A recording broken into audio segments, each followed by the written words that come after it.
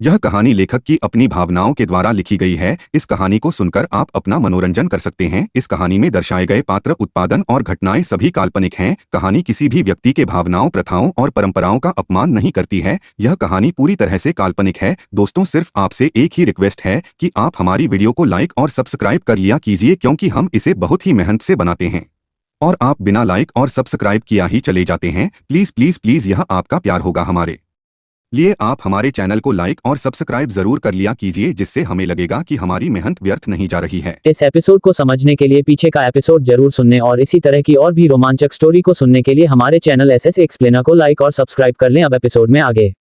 उनसे गुस्से भरी आवाज आती है। मैंने तुमसे कहा था ना, उस पर नजर बनाए रखना। एक काम ढंग से नहीं कर सकते, ध्यान रखना एक बात, अगर उसे कुछ भी हुआ तो कयामत ला दूंगा मैं। बॉस, हम पूरी कोशिश कर रहे हैं, लेकिन शायद मैडम ने कोई दूसरी आइडेंटिटी यूज की है, क्योंकि हमने अच्छी तरह चेक किया है। उनके इस शहर से बाहर जाने का भी कोई सुराग नहीं है। निखिल थोड़ा परेशान होते हुए बोलता है। अगर वो इस तरह गायब हुई है तो जरूर कोई बहुत बड़ी वजह है। पता लगाओ, मुझे सारी डिटेल्स चाहिए। फोन से गुस्से भरी आवाज आती है।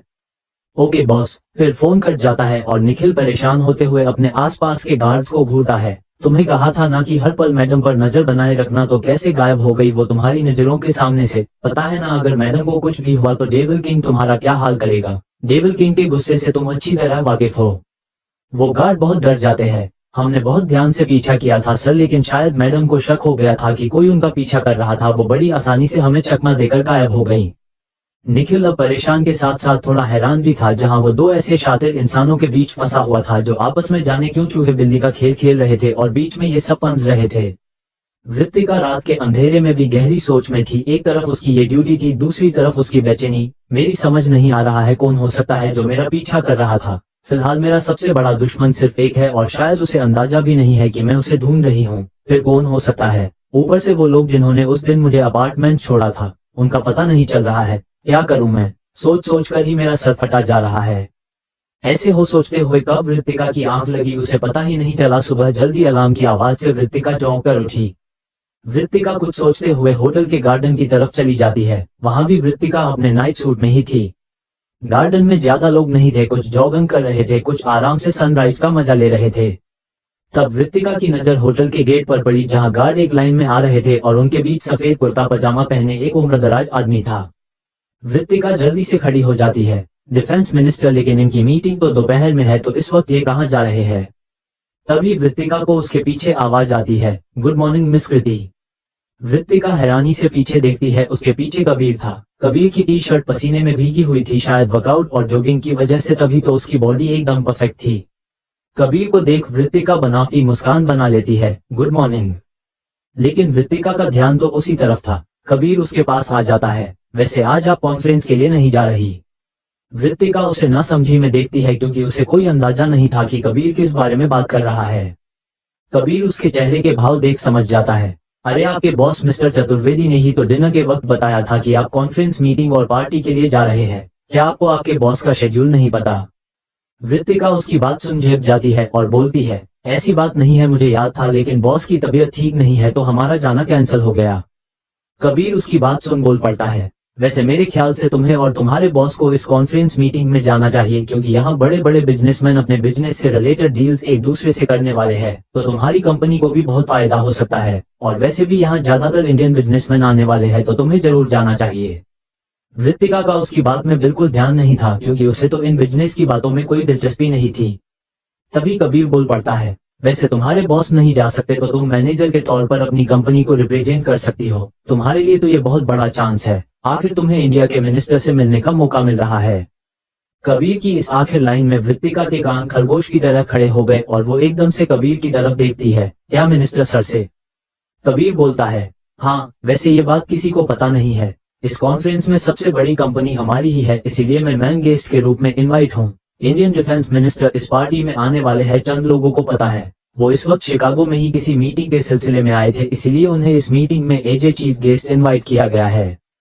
वृत्तिका की आंखें चमक उठी उसकी बात सुनकर। वैसे तुम्हारे बॉस नहीं जा सकते तो तुम मेरे साथ चल सकती हो, कबीर बोलता है। वृत्तिका सोच में पड़ जाती है। सोच क्या रही है वृत्ति? ऐसा गोल्डन चांस बार बार नहीं मिलेगा। ये वहाँ का स्पेशल गेस्ट है, मतलब डिफेंस मिनिस्टर से इसके जरिए मैं मिल भी सकती हूँ और उन्हें वार्न भी कर सकती हूँ। मिस कृति कहाँ खो गई? कबीर उसके आगे चुटकी बजाकर कहता है। कबीर की आवाज से वृत्तिका होश में आती है। कहीं नहीं, मैं बस ये सोच रही थी आपको परेशान होने की जरूरत नहीं है, मैं चली जाऊंगी, वैसे भी आपने पहले भी मेरी बहुत मदद कर दी। कबीर बोलता है, अरे इसमें परेशानी की क्या बात है, मुझे अच्छा लगेगा अगर तुम मेरे साथ चलोगी तो, कम ऑन, थोड़ा सा दोस्त तो समझ ही सकती हो मुझे। कबीर ऐसा बोलते हुए मुस्कुराता है। वृत्तिका उसकी बात पर जीत की खुशी वाली स्माइल देती है। ओके, मैं आपके साथ चलूंगी। वृत्तिका की बात सुन न जाने क्यों कबीर के चेहरे पर भी स्माइल आ जाती है। इंडिया में विधान अपने ऑफिस में बैठा काम कर रहा था, तभी अजीत उसके सामने आ जाता है। सर, क्या आज शिकागो में होने वाली कॉन्फ्रेंस को आप ऑनलाइन ज्वाइन करेंगे? विधान अपने लैपटॉप में देखते हुए ही बोलता है, नहीं उसकी जरूरत नहीं है, डेट है वहां सब देखने को। Okay sir, and sir big boss ने ये बताने को बोला है कि वाणी मैडम कल इंडिया आ रही है, बिग बॉस को कुछ काम है सो वो कुछ वक्त के लिए यूएसए से लंदन जाने वाले हैं। विधान एक रूखा सा जवाब देता है। ओके, फिर ना जाने क्यों विधान अजीत को एक नजर देखता है और बोलता है, कॉन्फ्रेंस के वक्त मुझे इन्फॉर्म करना। ओके सर, इतना बोल अजीत वहां से चला जाता है। वहीं अजीत के जाते ही विधान अपनी सीट पर सर टिका लेता है और उसके चेहरे पर परेशानी साफ नजर आ रही थी। वृत्तिका कबीर से बात कर जल्दी से आर्यन के रूम की तरफ भागती है। उसे तो मानो कबीर के रूप में अलादीन का चिराग मिल गया था। वो एक सांस में ही बहुत बार आर्यन के रूम की डोर बेल बजा देती है।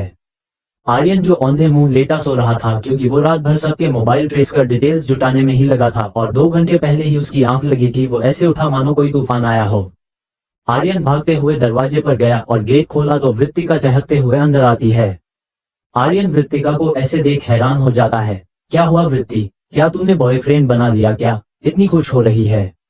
वृत्तिका उसके सर पर एक टपक मारती है। सुबह सुबह बकवास करवा लो तुमसे बस। आर्यन अधखुली आंखों से बोलता है, तो बताना क्या हुआ है। वृत्तिका उसे नीचे हुई सारी बात बता देती है जिसे सुन आर्यन की भी नींद उड़ गई थी।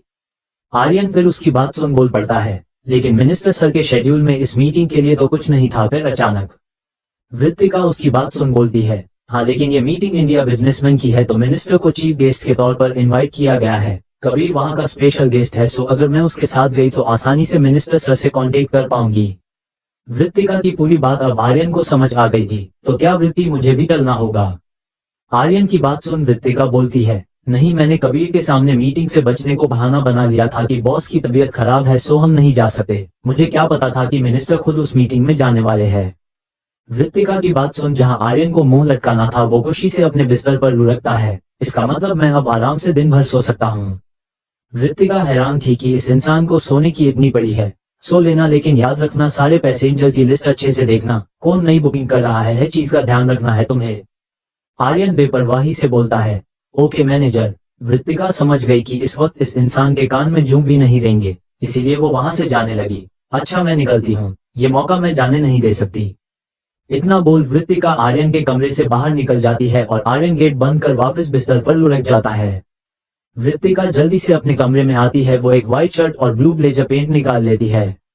वृत्तिका नहाकर जल्दी से अपने कपड़े पहन रेडी हो जाती है। उसने अपने बालों को खुला छोड़ा हुआ था और छोटे से डायमंड इयररिंग पहन लिए थे। वृत्तिका एक नजर खुद को ऊपर से नीचे तक मिरर में देखती है। तभी वृत्तिका के रूम की डोर बेल बजी तो वृत्तिका दरवाजा खोलती है। बाहर एक गार्ड था जो सर झुकाए खड़ा हो जाता है। मैडम, कबीर सर आपका लॉबी में वेट कर रहे हैं, उन्होंने आपको बुलाया है। वृत्तिका जल्दी से बोलती है, ओके मैं बस 5 मिनट में आई। इतना बोल वृत्तिका जल्दी से रूम में जाती है। फिर वो एक पेपर में नोट लिख उसे अपनी पॉकेट में रख लेती है और अपने बाल ठीक कर फिर अपना बैग लेकर रूम से बाहर निकल जाती है। इस एपिसोड को समझने के लिए पीछे का एपिसोड जरूर सुनने और इसी तरह की और भी रोमांचक स्टोरी को सुनने के लिए हमारे चैनल एसएस एक्सप्लेनर को लाइक और सब्सक्राइब कर लें। अब एपिसोड में आगे। CH75 पता लगाओ कौन है ये वृत्तिका अवस्थी। वृत्तिका की पूरी बात अब आर्यन को समझ आ गई थी। तो क्या वृत्ति, मुझे भी चलना होगा? आर्यन की बात सुन वृत्तिका बोलती है, नहीं मैंने कबीर के सामने मीटिंग से बचने को बहाना बना लिया था कि बॉस की तबीयत खराब है सो हम नहीं जा सकते, मुझे क्या पता था कि मिनिस्टर खुद उस मीटिंग में जाने वाले हैं। वृत्तिका की बात सुन जहां आर्यन को मुंह लटकाना था वो खुशी से अपने बिस्तर पर लुढ़कता है। इसका मतलब मैं अब आराम से दिन भर सो सकता हूँ। वृत्तिका हैरान थी कि इस इंसान को सोने की इतनी पड़ी है। सो लेना, लेकिन याद रखना सारे पैसेंजर की लिस्ट अच्छे से देखना, कौन नई बुकिंग कर रहा है चीज का ध्यान रखना है तुम्हें। आर्यन बेपरवाही से बोलता है, ओके मैनेजर। वृत्तिका समझ गई कि इस वक्त इस इंसान के कान में जूं भी नहीं रहेंगे, इसीलिए वो वहां से जाने लगी। अच्छा मैं निकलती हूँ, ये मौका मैं जाने नहीं दे सकती। इतना बोल वृत्तिका आर्यन के कमरे से बाहर निकल जाती है और आर्यन गेट बंद कर वापस बिस्तर पर लुढ़क जाता है। वृत्तिका जल्दी से अपने कमरे में आती है। वो एक व्हाइट शर्ट और ब्लू ब्लेजर पेंट निकाल लेती है।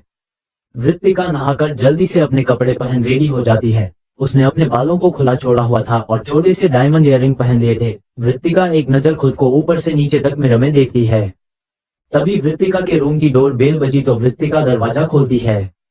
बाहर एक गार्ड था जो सर झुकाए खड़ा हो जाता है। मैडम, कबीर सर आपका लॉबी में वेट कर रहे हैं, उन्होंने आपको बुलाया है।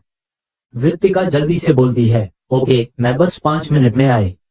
इतना बोल वृत्तिका जल्दी से रूम में जाती है। फिर वो एक पेपर में नोट लिख उसे अपनी पॉकेट में रख लेती है और अपने बाल ठीक कर फिर अपना बैग लेकर रूम से बाहर निकल जाती है। वृत्तिका जल्दी से लिफ्ट से निकलकर होटल की लॉबी की तरफ बढ़ती है। वहीं कबीर जो अपने फोन में बिजी था, एकाएक उसकी नजर सामने आ रही वृत्तिका पर पड़ी तो उसके हाथ से फोन छूटे छूटते बचा और एकाएक उसके मुंह से निकल ही गया, ब्यूटीफुल लाइक एन एंजल। जब कबीर को अपने मुंह से निकले शब्दों का एहसास हुआ तो उसे होश आया और उसने अपना हैरानी से खुला मुंह बंद किया। कबीर ने एक नजर उस लॉबी पर दौड़ाई तो जिसकी भी नजरें अब तक वृत्तिका पर थी वो अब नीचे झुक चुकी थी। वृत्तिका जल्दी से कबीर के पास आई। सॉरी मिस्टर कबीर, आपको वेट करना पड़ा। कबीर बोलता है, no problem miss Kriti, by the way dot you are looking very pretty. उसकी बात सुन वृत्तिका बस मुस्कुरा दी क्योंकि उसे किसी के मुंह से अपने लिए ऐसी तारीफ नॉर्मली पसंद नहीं आती थी। वृत्तिका बात बदलते हुए कहती है, चले। तब कबीर अपने सेंस में आता है और वृत्तिका से अपनी नजरें हटाता है और दोनों गार्ड्स के बीच में चलते हुए गाड़ी की तरफ बढ़ते हैं। कबीर पहले किसी जेंटलमैन की तरह वृत्तिका के लिए गेट खोलता है। वृत्तिका कुछ रिएक्ट नहीं करती, वो सीधे गाड़ी में बैठ जाती है। उसके बैठने के बाद कबीर जाकर वृत्तिका के साइड में बैठ जाता है और वो सामने बैठे उसके सेक्रेटरी को इशारा करता है। थोड़ी देर में गाड़ियों की कतार अपनी रफ्तार पकड़ती है और हवा से बातें करने लगती है। लगभग आधे घंटे के सफर में वृत्तिका एक बार भी कबीर की तरफ आंख उठाकर नहीं देखती। उसे किसी अनजान शख्स के साथ बहुत अजीब लग रहा था, लेकिन इस वक्त उसके पास और कोई रास्ता भी नहीं था। वृत्तिका विंडो से बाहर देखने लगती है। वही कबीर वृत्तिका के परफ्यूम की खुशबू महसूस कर बेचैन हो रहा था। थोड़ी देर बाद उनकी गाड़ियां एक ऊंची बिल्डिंग के सामने खड़ी हो जाती है। बिल्डिंग के आगे सीढ़ियों से ऊपर तक रेड कारपेट बिछा हुआ था और बहुत से बिजनेसमैन काले सूट में अंदर जा रहे थे। कबीर के गार्ड्स गाड़ी से बाहर निकलते हैं और दरवाजा खोलते हैं। वृत्तिका एक गहरी सांस लेती है और गाड़ी के नीचे कदम रख देती है। वृत्तिका एक नजर उठाकर उस बिल्डिंग को देखती है। वृत्तिका और कबीर सीढ़ियों से ऊपर की तरफ बढ़ने लगते हैं। तब वृत्तिका की नजर गेट पर खड़े रिपोर्ट्स पर पड़ी, वो वहीं रुक गई। वैसे तो वहां बड़े न्यूज चैनल के चंद रिपोर्टर्स आए थे जो इंटरनेशनल मैगजीन के लिए काम करते थे, लेकिन वृत्तिका कोई रिस्क नहीं लेना चाहती थी।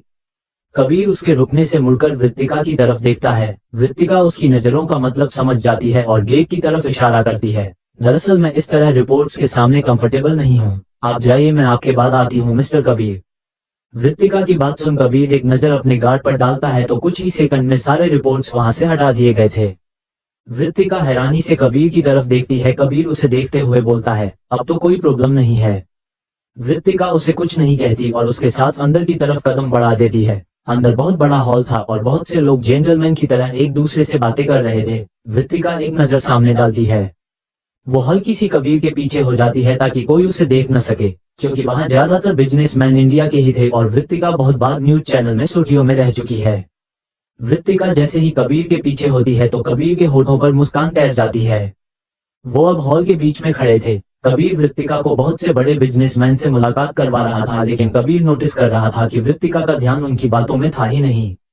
क्या हुआ मिस कृति? कबीर हैरानी से पूछता है। वृत्तिका को समझ नहीं आ रहा था वो क्या बहाना बनाकर यहाँ से निकले, लेकिन वो कुछ सोच कर बोलती है, एक्चुअली मुझे वॉशरूम जाना है। वृत्तिका ऐसा बोल जल्दी से वहां से निकल जाती है। उसकी बात सुन कबीर भी कोई रिएक्शन नहीं देता और अपनी बातों में बिजी हो जाता है। तब वहां हलचल होती है और डिफेंस मिनिस्टर कुछ गार्ड के साथ हॉल में एंटर करते हैं। अब सबकी नजरें उस तरफ थी और सब डिफेंस मिनिस्टर से मिलने को उतावले हो रहे थे। वृत्तिका वहां एक साइड खड़ी हुई थी। वो कबीर से छुपते हुए ध्यान से देख रही थी, मैं कैसे डिफेंस मिनिस्टर तक ये नोट पहुंचाऊं, वो भी बिना किसी की नजर में आए। वृत्तिका ये नजारा देख ही रही थी कि तभी उसे आवाज आई, जल्दी से अपनी डील की बात फाइनल कर लो। डिफेंस मिनिस्टर जाते ही बिजनेस टाइकून कबीर सिंह आहूजा भी यहाँ से चले जाएंगे और उनके जाते ही यहाँ कोई बड़े बिजनेसमैन नहीं रहेंगे। वृत्तिका के कानों में जैसे ही ये बात पड़ी वो हैरान हो गई। कबीर का पूरा नाम कबीर सिंह आहूजा है, लेकिन आहूजा फैमिली में तो 2 ही बेटे हैं ना, एक तो विधान और एक रुद्र भैया। शायद कोई और आहूजा होंगे दुनिया में, एक ही आहूजा फैमिली तो है नहीं। पहले जल्दी चल वृत्ति, इससे पहले मिनिस्टर सर चले जाए। तब उसकी नजर पड़ी कि कबीर मिनिस्टर की तरफ ही बढ़ रहा था। ये देख वृत्तिका इस मौके को गंवाना नहीं चाहती थी, इसीलिए वो जल्दी से कबीर के पास चली जाती है। कबीर अब डिफेंस मिनिस्टर के पास खड़ा था और उसके साथ वृत्तिका थी। वृत्तिका को अब तक ये अंदाजा नहीं था कि यहाँ विधान के डेढ़ धीरज सिंह आहूजा भी आने वाले थे। कबीर मिनिस्टर से हाथ मिलाता है और वो वृत्तिका को कृति के नाम से इंट्रोड्यूस करवाता है। मिनिस्टर सर वृत्तिका को देख सोच में पड़ जाते हैं। उन्हें ये चेहरा जाना पहचाना लग रहा था, लेकिन उन्हें समझ नहीं आ रहा था। वृत्तिका मिनिस्टर सर के एकदम बगल में खड़ी हुई थी कि तभी वृत्तिका का फोन हाथ से छूट गया, या यूं कहे वृत्तिका ने जानबूझकर फोन गिरा दिया था। वो नीचे झुककर फोन उठाते हुए अपनी पॉकेट से वो नोट निकाल लेती है और उसे अपने हाथ में ले लेती है। फिर जैसे ही मिनिस्टर जाने लगते हैं तो वो कबीर से हाथ मिलाते हैं। वृत्तिका कबीर के साथ खड़ी हुई थी तो वो वृत्तिका की तरफ भी हाथ बढ़ाते हैं। वृत्तिका हाथ मिला लेती है और अपनी हथेली पर रखा नोट मिनिस्टर के हाथ में ही छोड़ देती है। मिनिस्टर हैरानी से वृत्तिका को देखते हैं तो वृत्तिका कुछ इशारा करती है। मिनिस्टर कोई रिएक्ट नहीं करते और चुपचाप नोट अपनी जैकेट की पॉकेट में रख देते हैं। थोड़ी देर बाद मिनिस्टर वहां से चले जाते हैं। अब वृत्तिका का काम भी हो चुका था तो उसके यहाँ रुकने का कोई मतलब नहीं बनता था। वृत्तिका कबीर की तरफ देखती है। मिस्टर कबीर, मुझे लगता है मुझे चलना चाहिए, काफी देर हो गई है, हमें कल इंडिया के लिए भी निकलना है। उसकी बात सुन कबीर उसकी तरफ देखता है। ओके, लेकिन तुम्हें किसी से मिलवाना था, 1 मिनट रुको। वृत्तिका को समझ नहीं आता कि कबीर किससे मिलवाना चाहता था। तब सामने से थोड़ी दूर से धीरज जी आ रहे थे तो कबीर उनकी तरफ इशारा करता है। मेरे अंकल धीरज सिंह आहूजा, ये भी इंडिया में ही रहते हैं, तुमने इनके बारे में तो सुना होगा, इंडिया की टॉप बिजनेस फैमिली है हमारी। कबीर की बात सुन वृत्तिका हैरानी से सामने आ रहे धीरज जी की तरफ देखती है तो धीरज जी की नजरें वृत्तिका पर पड़ती है। उसकी वक्त वृत्तिका एक झटके में पलट जाती है। वो बहुत घबरा जाती है। मिस्टर कबीर, मुझे लगता है मेरी तबीयत ठीक नहीं है, मुझे चलना चाहिए। इतना बोल वृत्तिका जल्दी से बिना कबीर का जवाब सुने वहां से बड़बड़ाते हुए निकल जाती है। मेरे समझ नहीं आता कि क्या सच में दुनिया गोल है या मैं उसी कोने में जाती हूँ जहाँ सारी टेंशन खड़ी होती है। धीरज अंकल ने मुझे पक्का पहचान लिया होगा। बस कल सुबह तक कबीर सिंह आहूजा से दूर ही रहना होगा, इसके बाद उससे कभी नहीं मिलूंगी। वृत्तिका ऐसे ही बड़बड़ाते हुए उस बिल्डिंग के बाहर निकल जाती है।